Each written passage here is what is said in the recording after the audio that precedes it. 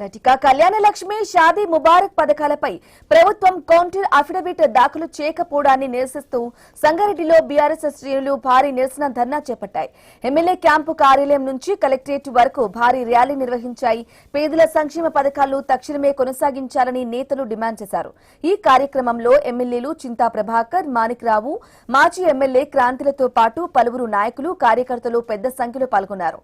ఇక కోర్టు సమయం ఇచ్చినప్పటికీ ప్రభుత్వం స్పందించకపోవడం వల్లనే పథకాలపై స్టే వచ్చిందని నాయకులు మండిపడ్డారు.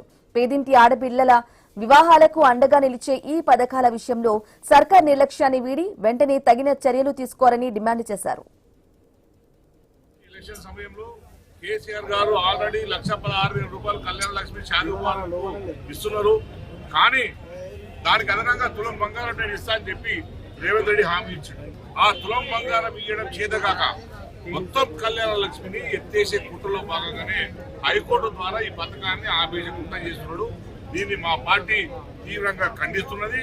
వెంటనే ఏదైతే షాదీ ముబారక్ కళ్యాణ లక్ష్మికి కౌంటర్ వేయడంలో ఈ ప్రభుత్వం విఫలమైందో, ఉద్దేశపూర్వకంగా వెనక్కి తగ్గిందో, ఈ వెంటనే మళ్ళీ రివ్యూ పిటిషన్ వేయాలని చెప్పి డివిజన్ బెంచ్ కి అప్పీల్ చేయాలని చెప్పి మేము డిమాండ్ చేస్తున్నాం.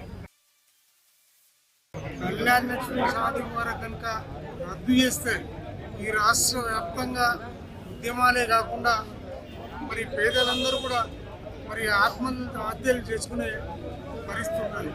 ఇప్పటికే చాలామంది అప్పులు చేసి పెళ్లి చేసి డబ్బులు వస్తాయని చెప్పి వాళ్ళ కళ్ళల్లో ఒప్పలేసుకొని చూస్తూ ఉన్నారు. ఈరోజు దాన్ని రద్దు అయితే మాత్రం ఎట్టి పరిస్థితుల్లో ఊరుకోవడం లేదు.